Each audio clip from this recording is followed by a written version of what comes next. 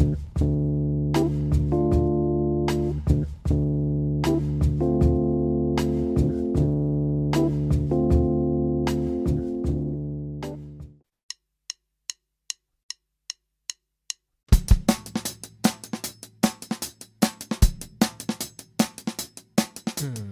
we are in Paul Davies' studio in Surry Hills, Foster Street. A place that was normally to do with industrial activity, rag trade.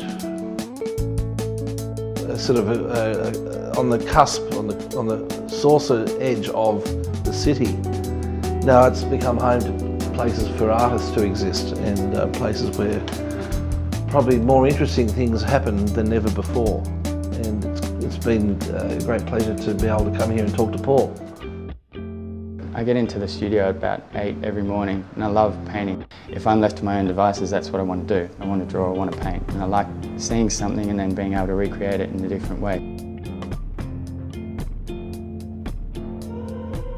I think I'm just drawn to the straight lines. Now I'm pretty structured with the way I like to do things in the studio. Everything's pretty ordered. And I like that kind of attitude in painting as well. I like the block colours and straight lines, and I think that's the thing that sort of lended me towards architecture itself.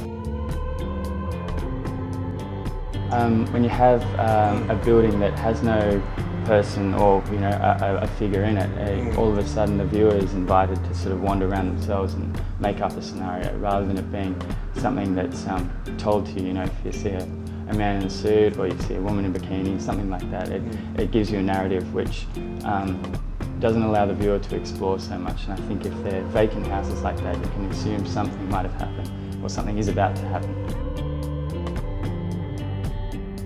I like to set up scenarios with, say, change the colour of the sky to yellow or green and something like that to really express that and build on it. I think it's yeah, it makes it a little bit more of a dreamlike sequence rather than it being exact reality, which is good to take from, but then explore a bit further.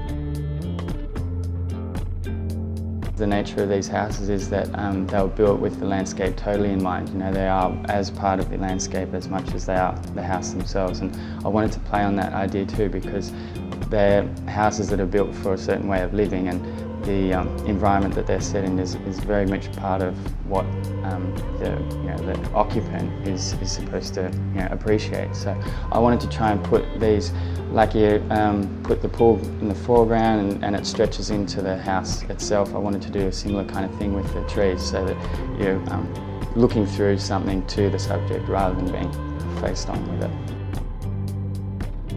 Seeing it from the studio here, then to an opening where you've got hundreds of people turn up, I think that's a real kick. The mural that I just finished last weekend was about a 10-metre work, and I really enjoy working on that scale, and I think it's just a matter of getting over the nerves and wanting to start on something larger. Working something that you're not familiar with, working onto a wall as opposed to a canvas is a new experience, which at first is quite sort of daunting, but as you get a bit more experience and try a few more things like that, things come out that you weren't expecting, and I think that's very important as an artist. It's taken a while to sort of get to this position where you can, sell your work for enough to not have a day job. Go on trips to look at houses that I've been able to see, take inspiration from those and bring it back and put it into a body of work that takes 6 to 12 months. That's what I'd love to be able to do, and if that just keeps going in the way it's going, which has been successful so far, I think that would be my goal.